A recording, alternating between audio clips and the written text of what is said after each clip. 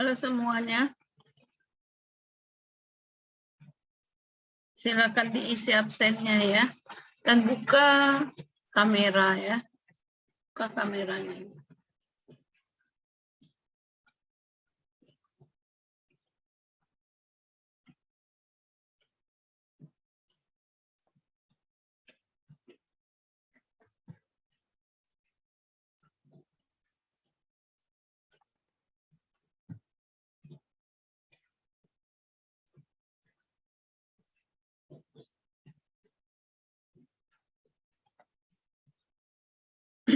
Kita akan masuk ke materi tentang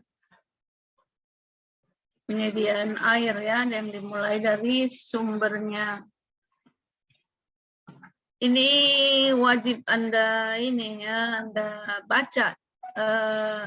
Bagus sekali ini buku diktat yang dikarang oleh Pak Chandra, dosennya ITB. Nah, Bapak ini waktu saya dulu S2 di sana juga dia mengajar ini ya. Nah, kemudian Bapak ini oleh mahasiswa saking banyaknya tahunya tentang air dan air limbah disebut Pak Chandra itu dewa air gitu. Disebut oleh mahasiswa itu dewa air ya. Jadi kita lihat kita salah satu buku yang sudah dia baca dari berbagai sumber, kemudian dituliskannya di dalam suatu buku pegangan untuk mahasiswa ya. Nah, jadi sumber air itu sebenarnya air itu di dunia ini tetap jumlahnya, tetapi kita sekarang dunia, bukan Indonesia aja, berada di tingkat krisis air bersih. Kemana itu air gitu kan? Sementara dari neraca massa kita tinjau, air itu tetap H2O itu tetap sama jumlahnya, nggak pernah berubah ya. Tapi dia adalah dalam bentuk yang lain, ada yang terikat dengan apa, ada yang terkontaminasi dengan polutan sehingga krisislah air bersih. Nah, kalau kita lihat dari siklus hidrologi air itu semuanya bersumber dari penguapan air laut ya kan, yang kembali juga nanti ke air laut. Pada saat di sini menguap, kemudian tercapai titik kondensasi akan turun sebagai hujan. Nah, di dalam perjalanannya menuju laut itu ada yang di hutan, ada yang melalui run-off langsung ke sungai, ada yang di waduk dan sebagainya. Nah, kemudian yang turun sebagai hujan itu nanti akan sebagian besar turun di hutan, dan akar-akar pohon akan menghalangi perjalanan dia, dan sehingga si air tersebut akan memberi dengan dihalangi oleh akar-akar pohon itu, air itu akan terhalang, makin lambat dia menuju menuju aliran permukaan, tapi dia cenderung meresap ke bawah menjadi air tanah. Nah, sebelum menjadi air tanah pun dia akan seperti sifat air akan mengalir ke daerah yang lebih rendah. Dari itulah yang mengatur debit sungai ya, air yang melalui lapisan-lapisan tanah tersebut. Nah, akan kembali kemana jadinya? Kembali ke laut lagi, kembali lagi siklus seperti ini ya. Nah, jadi kalau misalnya alam ini dalam keadaan kesetimbangan, polutannya tidak tidak mengganggu kesetimbangan alam, maka kita tidak akan pernah kekurangan air ya. Nah, kita karena air bersih itu yang saat kita butuhkan tidak tersedia dengan percuma sekarang ini lagi ya, tidak sedia dengan tanpa bayar, kita harus mengolahnya ya. Nah, kita lihat sumber airnya ada yang dari laut, ada yang dari sungai, ada dari danau ya. Kita lihat sumber-sumber air ya. Sumber-sumber air itu ada yang pertama itu yang paling banyak ada air laut ya. Sangat banyak, tetapi air laut itu konsentrasi garamnya dan lain-lainnya itu banyak, sehingga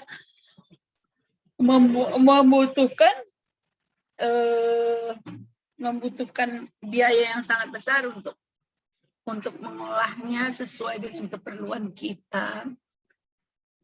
Nah, kemudian ada yang kedua, sumber air itu air tawar. Air tawar dapat digolongkan menjadi 3 ya. Jadi air hujan, air permukaan, dan air tanah. Nah, air hujan ya tentunya air yang turun pada saat kondensasi uap air yang ada di atmosfer turun sebagai air hujan, dan air hujan itu tidak bersih, dia melarutkan dan membawa semua komponen yang ada di udara. Makanya ada air hujan yang disebut dengan hujan asam ya, apabila komponen-komponen di atmosfer banyak yang dilarutkannya sisa asam. Kemudian ada air permukaan. Apa itu air permukaan? Air permukaan itu adalah air sungai ya, air danau. Nah, terutama itu diperuntukkan untuk air minum, sebagai sumber air minum ya. Nah, dengan pengolahan juga ya, air sungai itu air permukaan itu digolongkan kepada 4 sumber air yang bisa langsung sebagai air minum tanpa pengolahan. Ada yang chatting apa nih?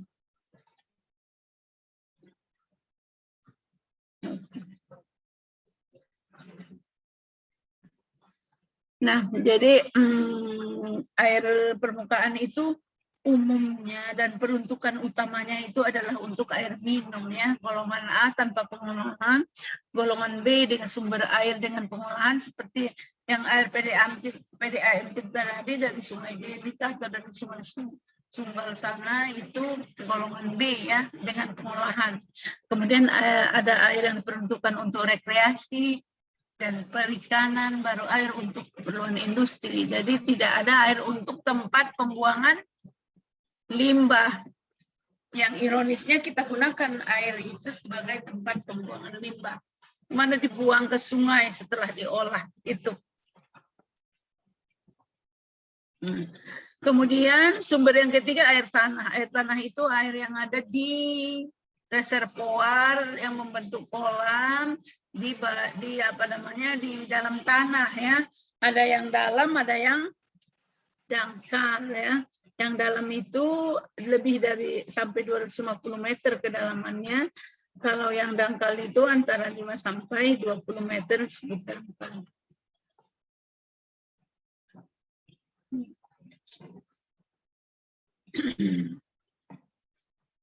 Nah, kenapa kita harus mengolah air itu? Karena tidak konstituen atau kandungan yang ada dalam air itu tidak sesuai dengan apa yang akan kita butuhkan. Kita lihat aja ini beberapa contoh.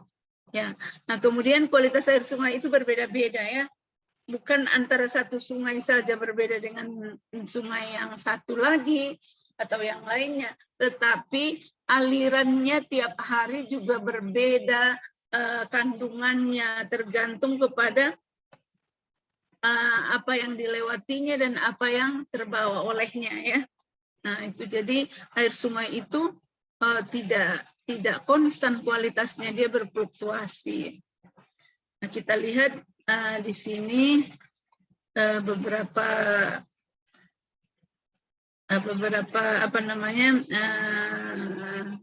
senyawa ataupun persenyawaan yang ada di dalam air ya, yang tidak memenuhi untuk kita gunakan sebagai air bersih atau sebagai air untuk industri, makanya perlu diolah.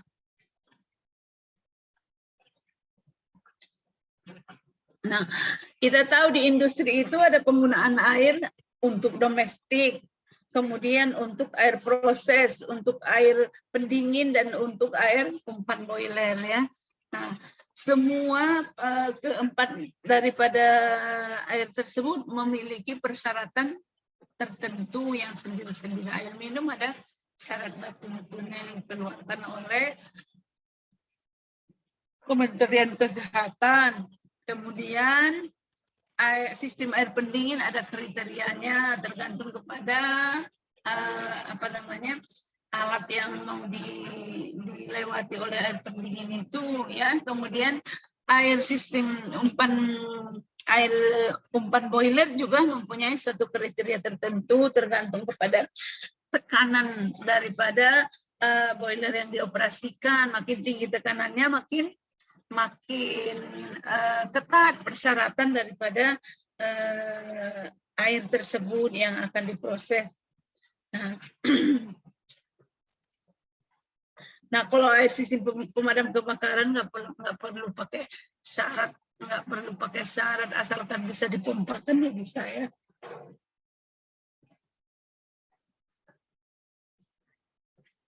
Nah, kemudian untuk bisa kita gunakan air tersebut, kita harus mengolah. Pengolahannya ada yang bersifat, diklasifikasikan menjadi bersifat eksternal dan internal. Ya. Yang eksternal itu mana? Yang internal itu mana? Kita lihat di sini pengolahan eksternal itu adalah dilakukan di luar titik penggunaan air. Ya. Nah, bertujuan untuk apa? Untuk mengurangi atau menghilangkan impurities atau polutan yang terkandung di dalamnya. Jenis-jenis pengolahan eksternalnya itu antara lain ada bak sedimentasi, ada filtrasi, ada pelunakan air atau softening, kemudian ada deionisasi atau demineralisasi di anion cation exchanger. Kemudian ada deaerasi untuk menghilangkan gas-gas terlarut ya. Nah, kemudian pengolahan internal. Pengolahan internal itu adalah pengolahan yang dilakukan pada titik penggunaan air yang bertujuan untuk menyesuaikan conditioning air kepada kriteria kondisi sistem di mana air tersebut akan digunakan. Misalnya air setelah masuk ke menara air, di air bersih ya sudah mengalami sedimentasi, filtrasi, masuk ke sand filter, ke koagulasi, flokkulasi, sand filter, masuk menara air. Tapi ada lagi yang internal harus diolah untuk domestik saja misalnya. Itu ada penambahan desinfektan untuk membunuh mikroba. Kemudian ada air untuk yang kita olah untuk keperluan umpan boiler, juga ada pengolahan internalnya. Ada suatu zat kimia yang disuntikkan ke dalam air umpan boiler tersebut untuk mengurangi terjadinya pengerakan misalnya, untuk menghambat terjadinya pooling, untuk menghambat timbulnya busa misalnya ya. Itu semuanya pengolahan internal. Dia harus kondisinya sama, kondisinya memenuhi syarat untuk yang kita gunakan, maka diperlukan pengolahan internal lagi.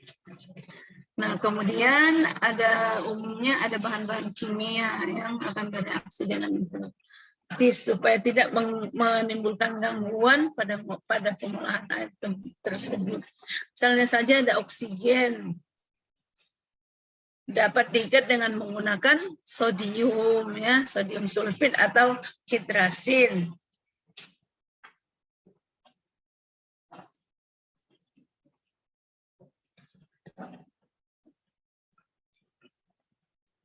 Nah, kita lihat dari segi kimia, air itu ada unsur H dan ada unsur O. Itu yang disebut kalau hanya ada H dan O, itulah yang aquades ya.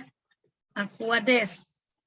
Hanya ada H dan O. Untuk air minum tidak bagus diminum, hanya ada unsur H dan O. H2O saja tidak bagus diminum karena kita butuh mineral tertentu yang diperlukan oleh tubuh dengan batas-batas standar yang telah ditetapkan.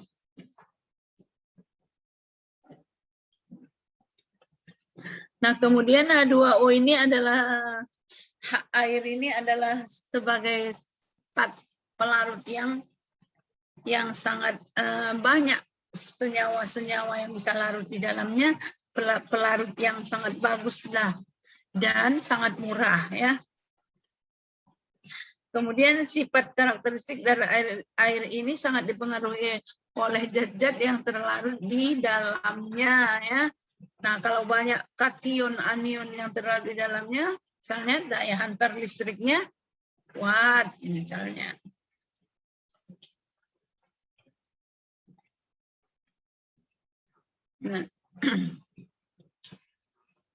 Nah, kemudian misalnya NaCl, garam dilarutkan dalam air akan terionisasi menjadi Na dan Cl ya. Nah, ini bagaimana memisahkannya? Bisa disaring, tidak bisa disaring, bisa diapain, ditangkap di anionnya, kationnya ditangkap di cation exchanger, anionnya ditangkap di anion exchanger. Ya, bisa disaring ya, bisa diendapkan. Nah, ini beberapa unsur ya, unsur yang ataupun persenyawaan yang larut di dalam air, yang ada di dalam air. Kita lihat ada beberapa logam ya ini. Ada kation, ada anion, ada gas.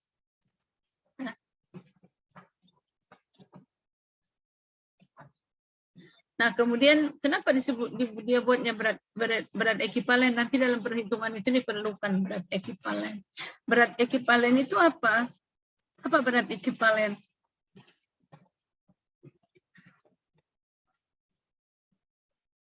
Siapa ada yang bisa bantu saya? Apa itu berat ekivalen?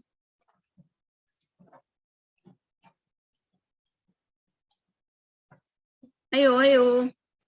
Jangan ngantuk. Apa berat ekivalen?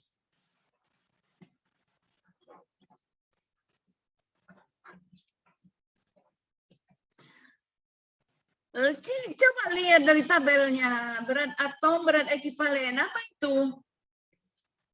Kalau berat ekivalen itu apa? Izin, Bu. Berat ekivalen itu berat per satu atomnya, Bu. Berat? Per satu atom suatu senyawa, Bu. Apa ini? Kita lihat saja ini Na. Berat molekulnya, BM-nya 23 ya. Berat atomnya 23. Berat ekivalennya 23. Kenapa? Karena apa?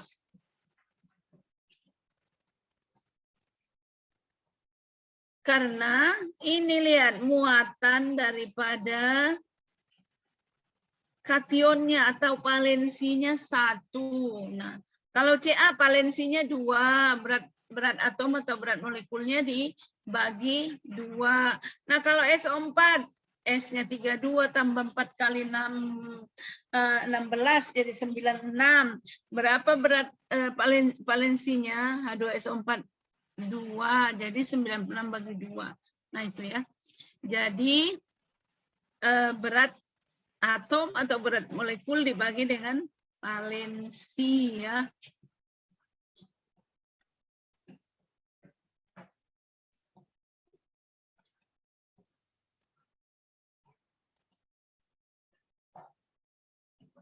Jadi kemudian kalau kenapa harus dihilangkan tadi komponen-komponen yang tidak diinginkan dalam air itu, katakan saja NaCl.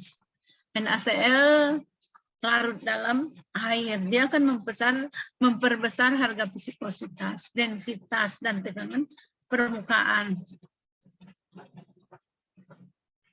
Jika NaCl dilarutkan dalam air, atom oksigen dari molekul air yang bermuatan negatif ditarik ke arah ion Na. Sedangkan sisi positif hidrogen menempel pada ion Cl. Nah, penarikan ini disebut hidrasi. Dan ini cukup untuk mengatasi gaya antar kristal garam dan tidak berbentuk lagi. Jadi kalau misalnya di tubuh manusia juga kan banyak garam. Minum banyak-banyak, makin gemuk dia. Kenapa? Karena air yang diminumnya itu ditahan oleh garam. Nah, jadi kalau kamu mau kurus, jangan banyak makan garam supaya airnya tidak diikat oleh garam di dalam tubuh.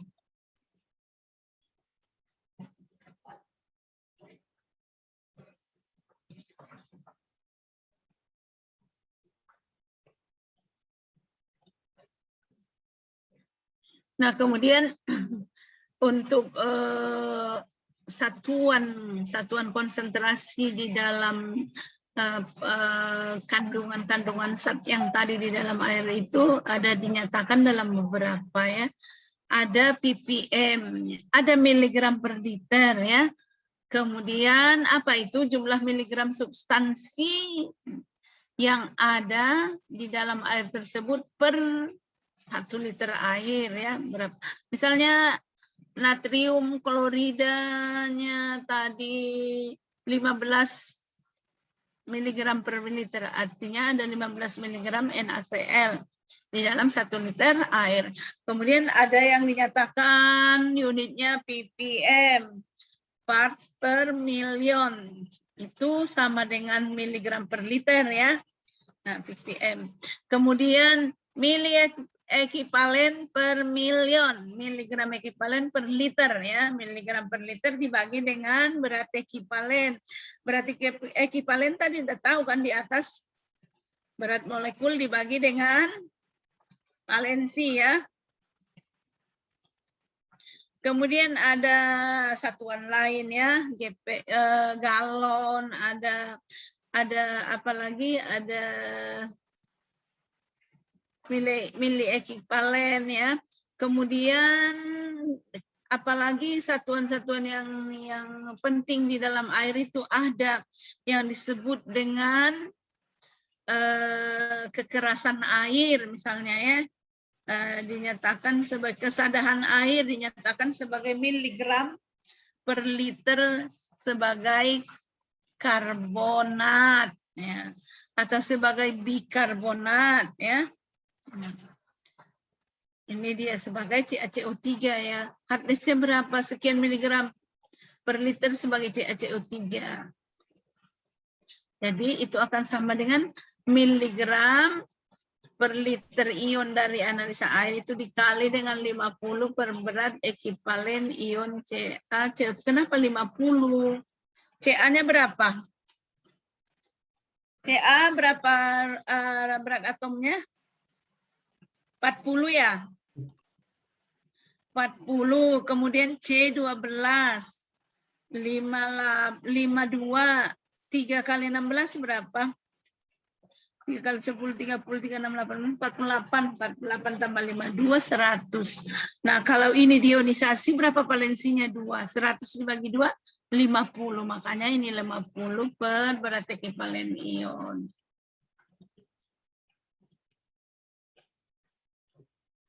Persen berat ya miligram per gram per gram lah ya.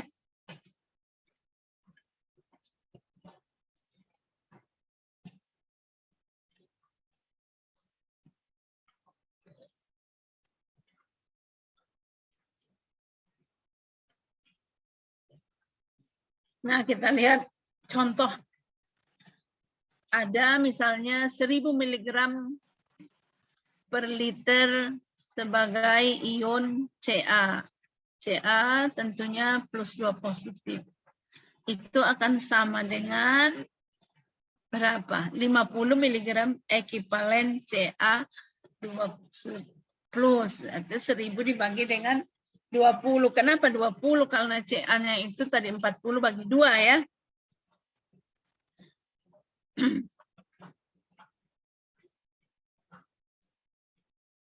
Atau sama dengan 50 mg ekivalen per liter Ca2 plus ya. Kemudian kalau 1000 mg per liter SO4 muatannya -2 tentunya, karena dari H2SO4 diuraikan, itu akan sama dengan 1000 dibagi dengan S32 tambah 4 kali 6, 4 kali berapa? 4 kali 16, 4 kali 10, 40, 4 kali 6, 24. 64 tambah 32, 98 bagi 2, 48 ya. Jadi 20,8. Dan seterusnya, udah pandai kamu itu membuatnya yang unsur-unsur lain. Nah, contoh 2, jika analisa air menunjukkan ada 100 mg per liter sebagai Ca2 plus dan 1000 mg per liter SO4 2 minus, dan ingin diketahui berapa CaSO4 di dalam air tersebut. Karena kan bereaksi ya, kan ionisasi dia ada dari CaCO3 Ca2 positif, kan H2SO4 juga terionisasi menjadi H dan SO4 minus 2. Jadi akan bereaksi nanti Ca dengan SO4 jadi CaSO4. Nah, berapa dia yang akan terjadi dari contoh 21 itu diketahui bahwa miligram ekivalen masing-masingnya tadi di atas itu ada 50 untuk Ca dan ada 20,8 untuk SO4 minus 2. Walaupun konsentrasi keduanya sama jika dinyatakan dengan miligram per liter, tapi konsentrasi daripada miligram ekivalen per liternya Ca itu lebih besar, yaitu 50 ya, dibanding dengan konsentrasi SO4 2 minus, sehingga CaSO4 yang akan terbentuk tidak bisa lebih besar dari miligram SO4. Jadi 20,8 ya, ada reaktan pembatasnya 20,8 aja yang bisa CaSO4 itu terdapat di dalam air. Yang lainnya selebihnya SO4-nya berapa? CA-nya apa? CA-nya bebas ya. CA2+. Nah, untuk mengubah 20,8 mg ekivalen per liter CaSO4 ke satuan miligram per liter atau ppm, berat ekivalen CaSO4 harus diketahui ya. Berapa beratnya ya bisa dihitung lah ya.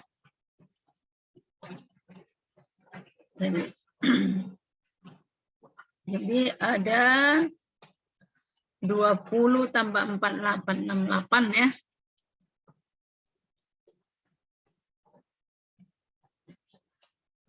Jadi akan didapat dari tabel 22 mg per liter sama dengan miligram ekivalen per liter itu sama dengan miligram per liter kali berat ekivalen, atau miligram ekivalen per liter kali berat ekivalen miligram per liter, dan 20,8 mg ekivalen tadi ya, H2SO4 ya, sebagai SO4-nya ya. Nah, dikali dengan beratnya 40, berat ekivalen CaSO4 sama dengan 1414 mg per liter sebagai CaSO4.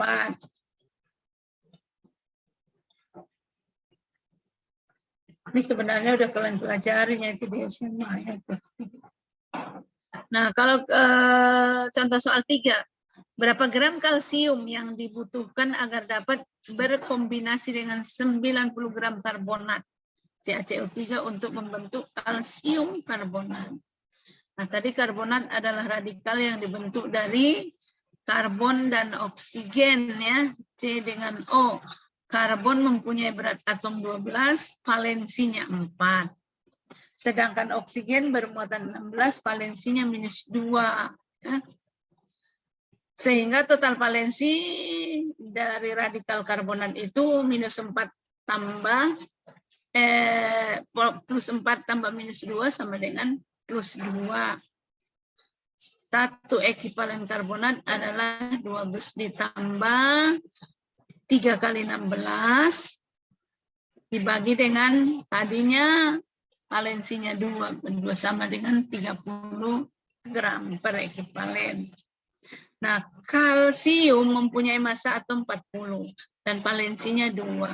Satu ekivalen kalsium adalah 40 dibagi 2.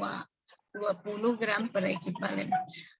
Karena senyawa hanya dapat dibentuk dengan jumlah ekivalen yang sama, maka ekivalen kalsium harus sama dengan ekivalen karbonat.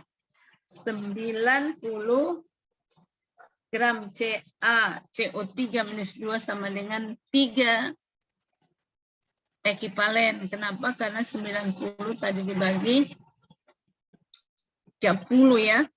Bagi 30 yang ini. Jadi Ca-nya 3, T3 ekivalen dikali dengan berapa? 20 ya, 20 kalsiumnya, maka dapat 60 gram. Jadi kalsiumnya 60 gram.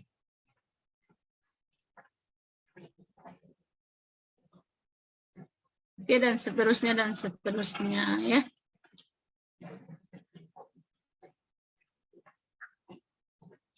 Nah, kemudian senyawa-senyawa yang ada di dalam air itu bisa terhidrolisa ya, karena air itu merupakan zat yang menghidrolisis ya. Nah, jadi terurai dia menjadi ion-ionnya lah.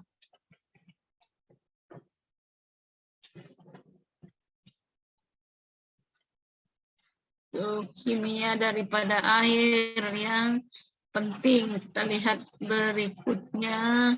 Nih.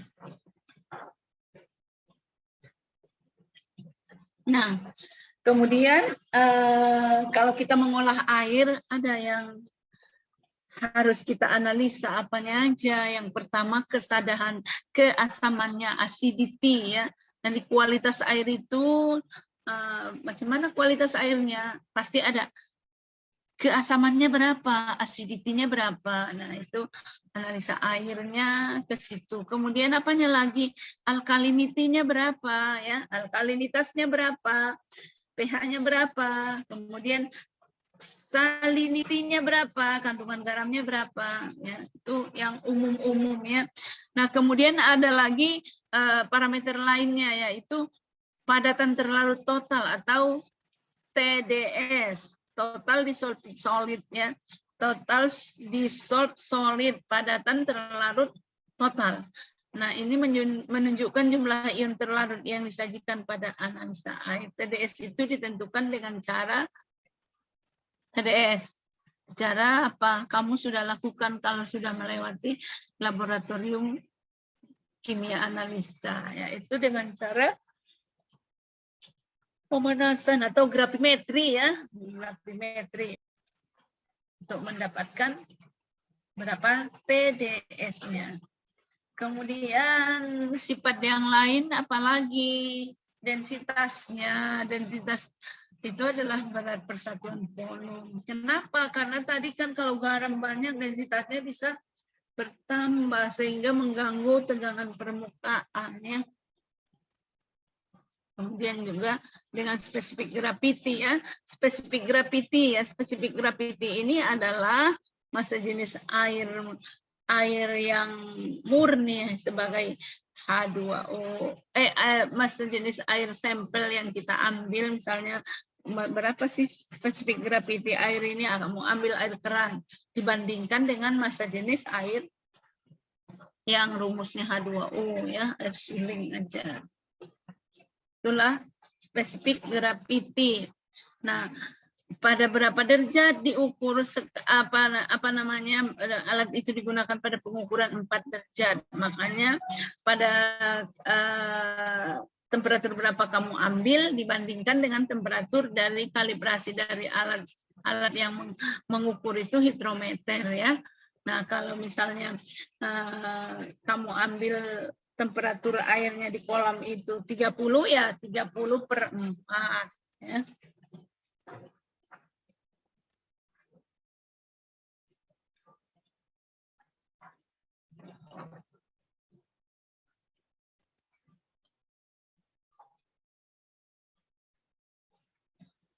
Kemudian ada selain itu ada parameter padatan tersuspensi atau total suspended solid TSS. TSS merupakan berat dari zat-zat yang tidak larutnya. Bagaimana dia bisa diambil TSS? TSS itu disaring lama kali, diberikan apa koagulan atau koagulan untuk membentuk flokulasi ya, flokulan untuk koagulan sehingga partikel-partikel yang melayang-layang tidak bisa mengendap tadi akan terdestabilisasi, tidak stabil, dia bertubrukan atau bergerak cepat, menyatu, dibungkus oleh koagulan sehingga berat jenisnya akan lebih besar, dengan cepat mudah diendapkan karena dia mempunyai densitas yang lebih besar daripada densitas air, ya. Kalau sesuatu benda yang kita masukkan ke dalam air densitasnya lebih besar dari air, kemudian dia akan tenggelam, ya.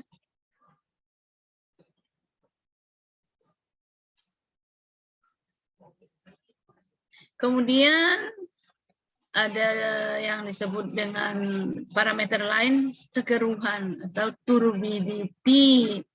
Nah, kekeruhan atau turbidity itu dilihat dari sifat optik air yang berhubungan dengan penyerapan dan penyebaran cahaya, ya. Tentunya kalau airnya banyak terkontaminasi dengan polutan organik, maka turbiditasnya tinggi, ya. Jadi turbiditas itu dipengaruhi oleh alasan tersuspensi. Tetapi tidak bisa dinyatakan bahwa turbiditasnya sekian sama dengan palatan tersuspensinya sekian, tidak bisa, ya. Nah, kemudian parameter lain ada biological oxygen demand. Artinya kebutuhan oksigen atau menyatakan kandungan organik di dalam air tersebut yang membutuhkan oksigen untuk mengoksidasinya secara biologi. Nah, kemudian kalau COD, chemical oxygen demand, adalah menunjukkan jumlah oksigen atau menunjukkan kandungan organik yang harus memerlukan oksigen untuk mengoksidasi secara kimia, ya. Jadi dihitung dari berapa sih jumlah oksigen yang diperlukan kalau dia beroksidasi secara kimia, itu COD. Berapa oksigen yang diperlukan kalau senyawa organiknya dioksidasi oleh mikroorganisme atau secara biologi, itu angka BOD. Nah, COD itu selalunya lebih besar daripada BOD. Karena kalau BOD itu hanya oleh mikroorganisme saja. Di dalam COD semua kandungan oksigen yang diperlukan, baik secara yang diperlukan oleh mikroorganisme maupun dengan senyawa kimia, ada di dalamnya. Jadi ada lebih besar harga COD daripada harga BOD.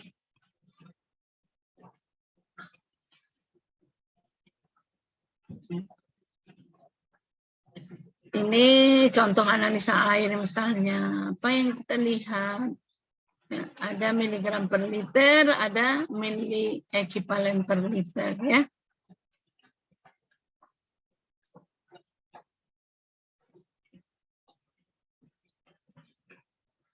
Nah, sampel 1 katanya airnya diperoleh dari sumur yang dangkal, kurang dari 35 meter, dan berlumpur. Air tersebut akan dipakai pada sistem pendingin dan sebagai air umpan boiler pada kilang gas, pabrik gas, ya. Kandungan oksigen dan pH dari air diukur pada saat pengumpulan sampel. Sampel 1 ditandai dengan air segar, tetapi dengan inspeksi terhadap hasil analisa air dari unsur tersebut, lebih tepat disebut air payau. Air tidak mengandung ion hidroksida, ya. 0 hidroksidanya, kita lihat di sini. 0. Dan karbonat, ya, karbonat kita lihat CO3-nya 0. Alkalinitas hanya disebabkan oleh adanya 165 mg per liter sebagai bikarbonat, HCO3 nih. Alkalinitasnya hanya ditentukan itu. Dan jika dinyatakan sebagai CaCO3, alkalinitas total sebagai CaCO3-nya berartinya berapa? Ada 165 di sini. Tentunya 165 dikali dengan apa? 50. Tadi 50 ini kita sudah dapatkan dari atas 1000 per 20 tadi ya. Nah, 50 ini per 61. 61 itu apa? 61 itu adalah, coba CA berapa? 61 itu CA-nya berapa? 40 tambah C 58 tambah CO 3 48 100 dibagi, harusnya dibagi 2. Kenapa jadi 61? 61 135 mg per liter untuk perhitungan konsentrasi karbon dari analisa air dan berat ekuivalen karbonat pada tabel 21. Kita lihat tabel 21.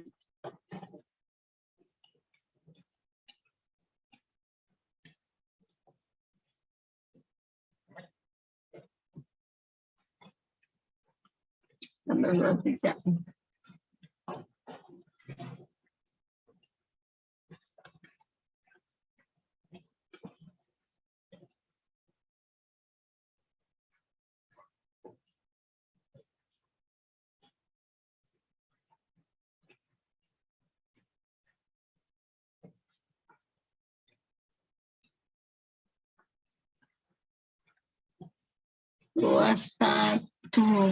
Nah, nih. Oh, dia bikarbonat, bukan karbonat ya, tadinya bikarbonat. Karbonat HCO3 hanya 1 C-nya 13 ditambah berapa? 3 kali 16 48 ya. Jadi 61 ya. Bukan sebagai karbonat, sebagai bikarbonat tadi.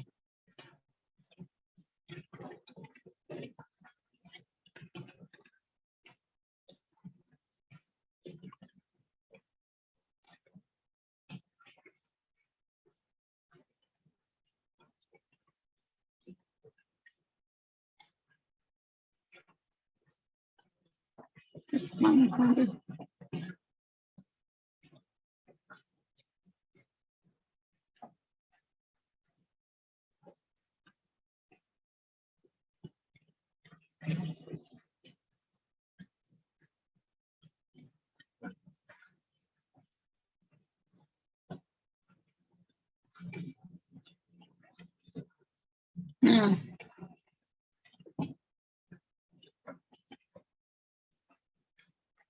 Kan di sini tadi kita kurang jeli 161 mg per liter bikarbonat ya.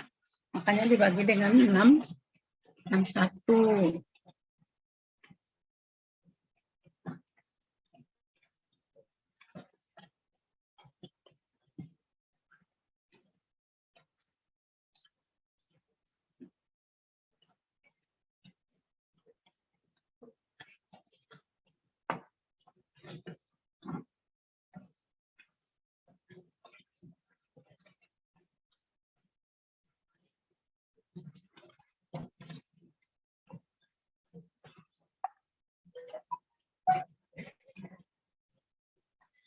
Kesadaran dihitung untuk menentukan kapasitas pelunakan air yang akan dibutuhkan jika air dipakai sebagai air umpan boiler ya. Kesadaran totalnya sebagai CaCO3, CO3 bukan hanya CO3 aja ya, di atas tadi ada Mg 2 positif ya. Ada Mg2 positif, jadi Ca tambah Mg2 positif itu Ca-nya ada 101 tambah 50 per 2 tambah 28 Mg tambah 50 per 12, 12,2, 368 mg per liter sebagai CaCO3. Nah, pada sampel air tersebut yang kita ukur tadi, baik pH maupun pH, baik pH ataupun pHs dicantumkan, pH sampel dicantumkan, pH diukur pada saat pengumpulan, sedangkan pHs dihitung setelah analisa air selesai. pHs adalah pH teoretik jika air jenuh dengan CaCO3 untuk sampel 1. pH sebenarnya lebih besar daripada pHs pada 50 derajat Celcius. Ini menunjukkan bahwa pengendapan kerak CaCO3 sangat mungkin terjadi jika air ini dipakai di plan sebagai direncanakan. Jadi untuk menjawab kenapa sih kalau ada ion Ca dan Mg karena kesadarannya tinggi, nah dari pH-nya juga bisa kita dapat pH sekian, sehingga kita dapat mengetahui karakteristik akan terbentukkah kerak atau tidak, ya.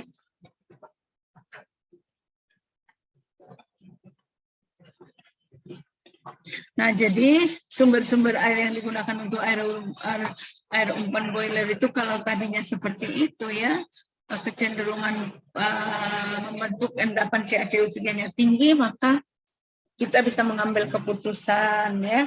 Nah, yang seperti misalnya kesadaran tinggi, biaya untuk pelunakan air cukup tinggi karena kesadaran yang dihilangkan cukup besar, yaitu 368 mg per liter CaCO3 sampai mendekati 0, ya, untuk pemakaian air umpan boiler.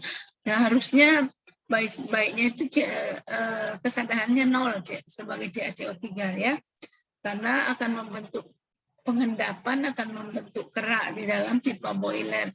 Apabila terjadi pipa boiler ini di permukaannya terjadi kerak ini akan menebal, tidak uniform. Kemudian di kerugiannya perpindahan panas terhadap air yang akan dipanaskan itu akan berkurang, menurunkan efisiensi perpindahan panas, dan kemudian akan terjadi di titik-titik tertentu yang mengerak itu pemanasannya tidak uniform dengan yang tanpa kerak, bisa menimbulkan perbedaan tekanan dan akan menimbulkan pecah pada pipa boiler tersebut.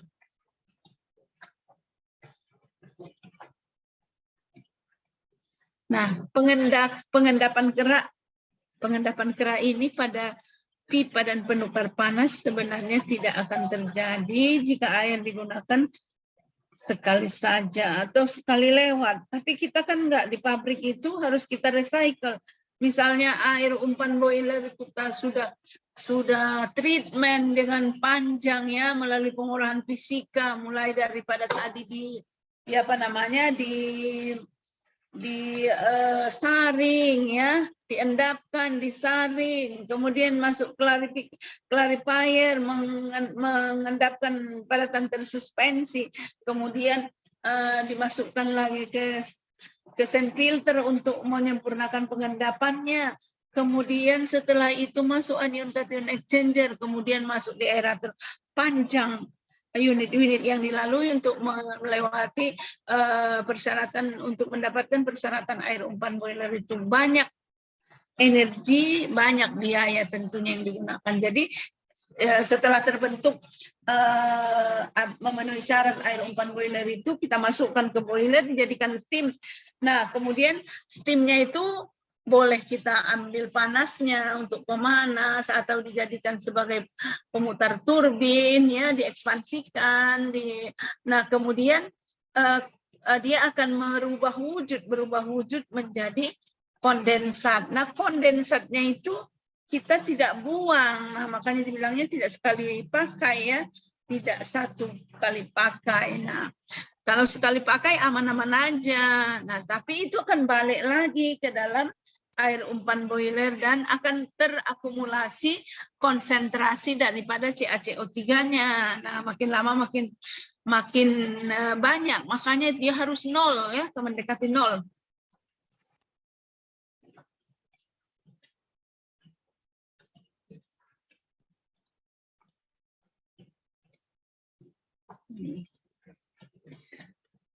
Apa itu yang disebut dengan masalah korosi dan bakteri di dalam pipa air itu? Ada oksigen terlarut dan besi di dalam air, menunjukkan adanya korosi pada pipa, ya. Kalau ada oksigen terlarut terjadi nggak korosi di dinding pipanya? Apakah kita harus lihat atau senter? Nggak perlu kita lihat ada nggak oksigen terlarut di dalam airnya.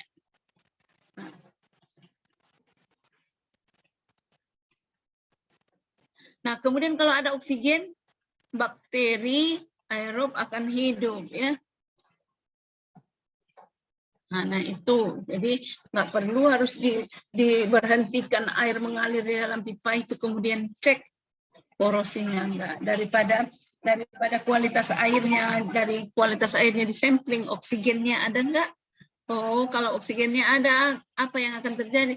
Dia akan terjadi nanti oksidasi, berarti ada korosi. Kemudian oksigen ada, berarti ada lumut atau ganggang yang bisa hidup, atau mikroba atau bakteri yang bisa hidup. Sehingga dapat menggunakan atau memakai besi yang disebut satu mengkonsumsi besi kalau dari besi ke pipanya. Nah, kemudian zat pengotor dalam air. Air menyerap zat-zat dalam perjalanan daur hidrologi seperti yang Ibu sebutkan tadi, tidak ada air sungai itu yang mempunyai kualitas yang konstan, dia berfluktuasi sesuai dengan daerah aliran yang dilaluinya dan apa yang dia bawa bersamanya terlarut di dalamnya ya. Jadi karena dari sistem hidrologinya perjalanannya panjang, air itu menyerap zat-zat dan melarutkan zat-zat yang ada sehingga menyebabkan air tersebut menjadi tidak murni, tidak lagi H2O. Zat-zat itu disebut sebagai zat pengotor atau impurities. Atau zat-zat itu bisa juga disebut polutannya ya, polutan. Berbagai jenis impurities dan karakteristiknya disajikan pada tabel 31. Zat pengotor dalam air pada dasarnya dapat dikelompokkan dalam 3 golongan ya. Zat pengotor itu banyak senyawanya, banyak unsurnya, tapi itu untuk mempermudah kita mentreatment, menangani, mengingatnya, maka dikelompokkan menjadi 3. Ada yang tersuspensi, ada yang terlarut, ada gas terlarut. Ada padatannya tersuspensi, ada padatannya terlarut.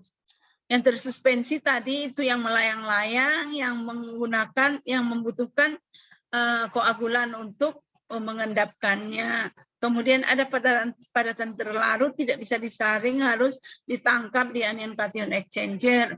Kemudian ada gas terlarut, tidak bisa juga disaring, diuapkan di deaerator.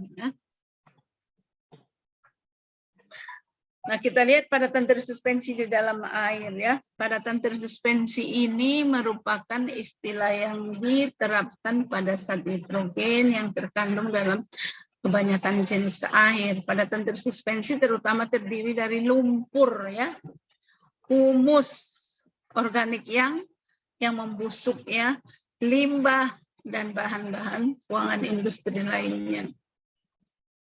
Nah, padatan tersuspensi ini menyebabkan air menjadi keruh. Bila digunakan sebagai air umpan ketel akan menyebabkan terbentuknya deposit kerak atau busa ya. Nah, kalau kamu nggak percaya, coba panaskan nanti air di dalam. Ada nggak padatan tersuspensinya? Walaupun kayaknya nggak ada loh secara visual. Panaskan air di dalam panci, jangan besok panaskan juga di situ, jangan cuci besok, jangan cuci lagi, lama-lama pancinya bergerak ya kan. Nah itu pertanda ada padatan yang tersuspensi. Jadi akan menimbulkan deposit kerak atau dapat menimbulkan busa. Kalau di dalam air umpan boiler. Kemudian kalau dalam air pendingin masalahnya apa pula? Kita lihat pada air pendingin akan menimbulkan endapan dan timbul korosi ya di bawah endapan tersebut. Kekeruhan yang berlebih dalam air minum sangat tidak diinginkan karena dapat menimbulkan rasa yang kurang enak.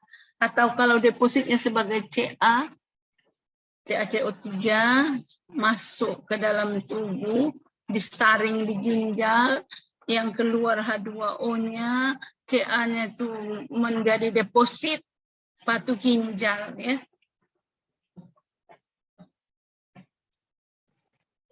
Nah, kemudian bagaimana pula dengan padatan yang terlarut? Padatan yang terlarut ini Yes, dari apa? Dari batu-batuan tanah yang terkontak dengannya, bahan-bahan mineral yang terkandung dalam air.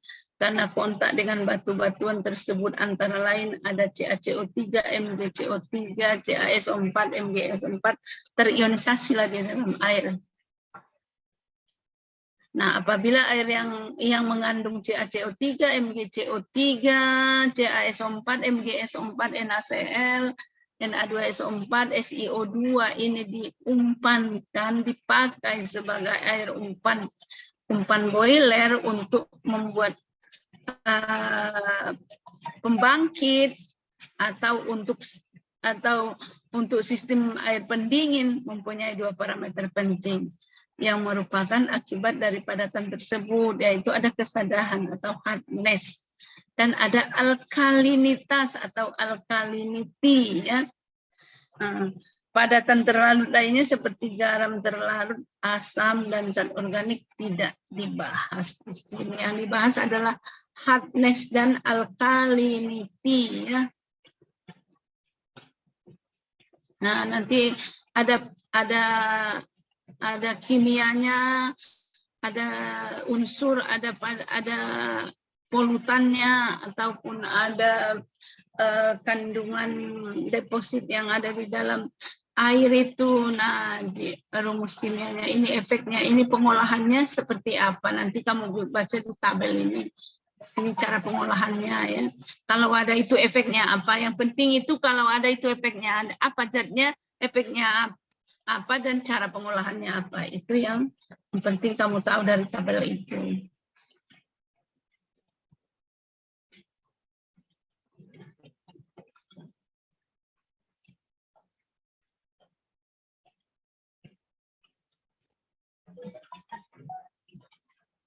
Nah, kemudian ada kesadahan. Kesadahan itu adalah kesukaran membentuk busa. Kalau kesadahannya tinggi, misalnya air payau, kamu air payau mau menyuci baju, katakan saja kalau di rumah nggak ada lagi itu karena udah air terolah. Coba kamu ke desa KKN misalnya, ya. Nah, kamu nyuci airnya itu air di apa namanya, di payau lah, air yang terkumpul. Nah, banyak organik terlarut di dalamnya sehingga kesadahannya tinggi. Jadi apabila kamu mau menggunakan sabun, tidak berbuih sabunnya, ya. Tidak berbuih, ya, karena apa? Terikat diikat oleh kesadahan yang ada di situ, zat-zat yang ada di situ, sabunnya bereaksi dengan itu duluan. Ada ion kalsium, ada magnesium, ya. Sabun dalam air bereaksi lebih dahulu dengan ion-ion tersebut sebelum dapat berfungsi untuk menurunkan tegangan permukaan. Nah, jadi kalau tegangan permukaannya tidak menurun, tidak berbuih. Jadi senyawa kalsium, magnesium, dan senyawa lain yang bereaksi dengan sabun mempunyai ukuran yang disebut kesadahan total atau total hardness. Berarti jadi apa sih itu kesadahan total itu? Berarti kesadahan total itu adalah jumlah kesadahan kalsium dan kesadahan magnesium, ya. Itu jumlah yang dua itu kesadahan total hardness. Dia terionisasi dalam air seperti ini. Nah, kesadahan total itu kita simbolkan TH. CHH itu kesadahan kalsium, MgH kesadahan dari magnesium, KH kesadahan dari karbonat, NH kesadahan dari non-karbonat, ya. Satuan yang dipakai untuk menyatakan kesadahan adalah miligram ekivalen per liter. Makanya tadi diterangkan, perlu diingatkannya kita di atas ada satuan konsentrasi miligram ekivalen. Nah, miligram per liter ppm sebagai CaCO3. Kemudian ada derajat kesadahan kalau Jerman minus derajat D 5,6 mg CaCO3 per liter, ya. Sama dengan Hubungan antara satu satuan tersebut adalah sebagai berikut. Jika 1 milipal sama dengan 50 mg per liter, tadi udah dari mana 50 mg per liter itu udah diterangin di atas tadi ya. Nah, sebagai CaCO3 itu akan sama dengan kalau derajat kesadaran Jermannya 2,8.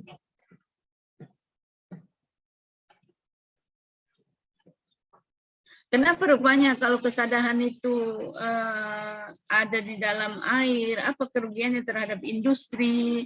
Ya tadi kita sebut ada pembentukan kerak, ada cooling dalam kettle, dalam sistem pendingin. Selain itu, pemakaian sabun akan meningkat bila kesadaran tersebut dalam air pencuci kalau untuk domestik ya. Kalau domestik, sabun banyak-banyak tidak berhasil mengangkat kotoran dari apa yang kita bersihkan karena tidak berbusa ya.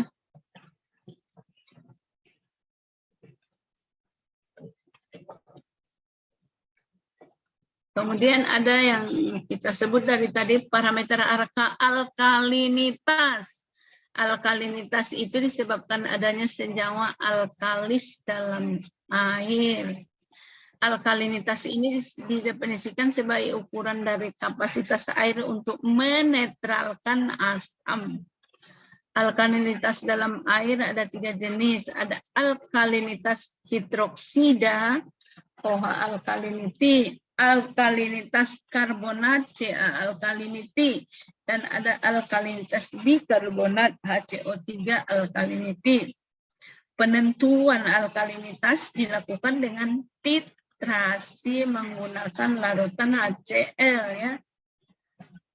Menentukan untuk menetralkan asam tadi ya. Titrasi asam. Penetralan yang dilakukan dengan indikator penetralan yang dilakukan dengan indikator titrasi asam basa itu fenolphthalein ya, menghasilkan alkalinitas P. Sedangkan bila digunakan indikator metil jingga akan dihasilkan alkalinitas M, metil ya. Nah, reaksinya akan seperti berikut ini. Nah, alkalinitas M pH 4,5. Ketiga jenis senyawa yang menyebabkan alkalinitas tersebut tidak dapat hadir bersama-sama dalam air, sehingga hanya ada 5 kemungkinan yang terdapat. Hanya senyawa hidroksidanya ada atau OH-nya ada, atau hanya ada senyawa karbonatnya ada, atau hanya ada senyawa bikarbonat, atau hanya ada CO2- dan HCO3, atau OH- dan CO3-2. Kemungkinan di atas itu dapat dilihat pada tabel 32. Lihat lagi nanti tabel 32.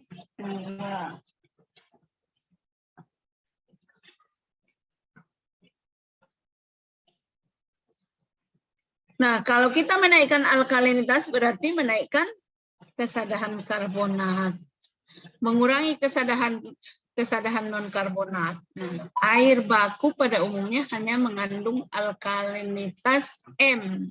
Alkalinitas M ya.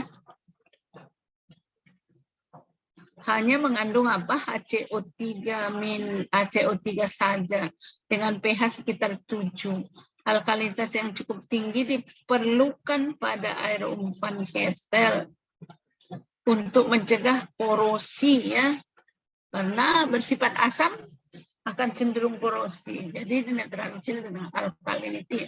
Akan tetapi jika kadar OH-nya yang terlalu tinggi dapat menimbulkan kerapuhan kaustik.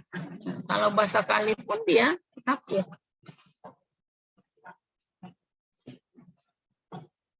Nah, kita lihat ada pada tabel 32 alkalinitas dan hubungannya dengan kesadaran.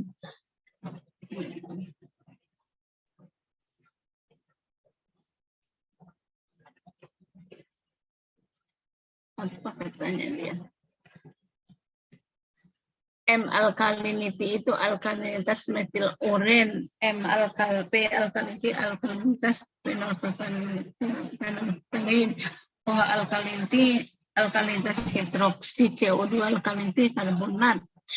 Total alkalinity disebut M, kesadahan non karbonat S sama dengan M dikurang TH, total hardness-nya.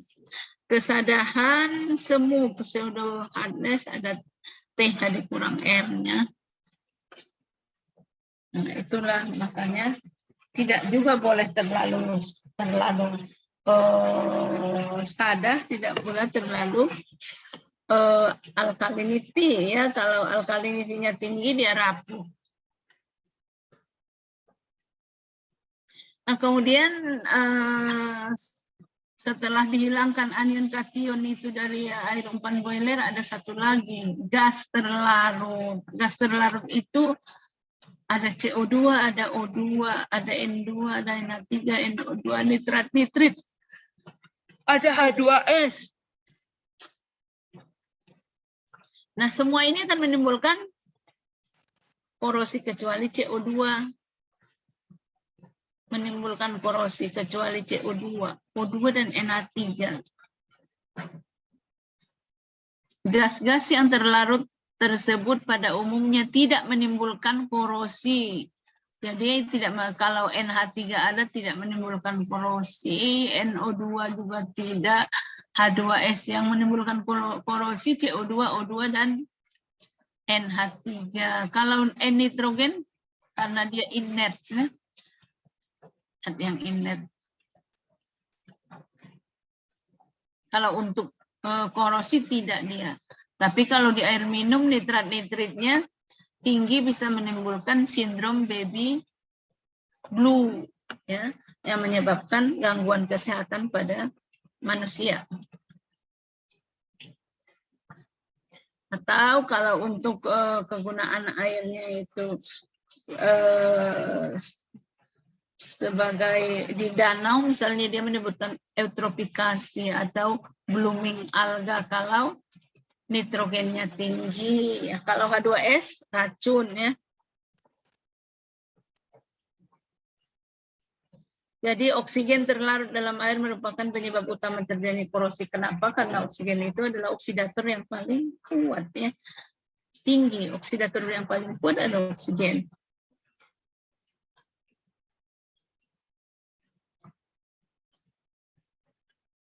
Nah, untuk menghilangkannya gampang. Siapa diuapkan? Diuapkan dia lebih sebelum titik didih air, gas-gas tersebut sudah menguap sehingga diuapkan pada 85-90 derajat sudah menguap. Oke. Untuk hari ini cukup sekian dulu. Nanti Ibu share diktat ini melalui WA kepada ketua kelas, mohon dibuat screenshot dan absennya disimpan dulu. Nanti pada akhir bulan kirim ke saya. Karena nanti kalau setiap selesai kuliah Anda kirim terlalu banyak tertimpa-timpa di WA saya untuk mengcovernya lagi. Oke. Ada pertanyaan?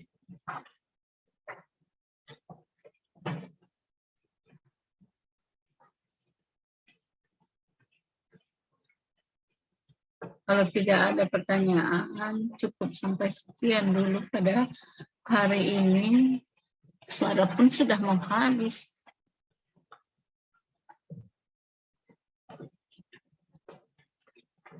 Minggu depan kita lanjut pada jam yang sama ya.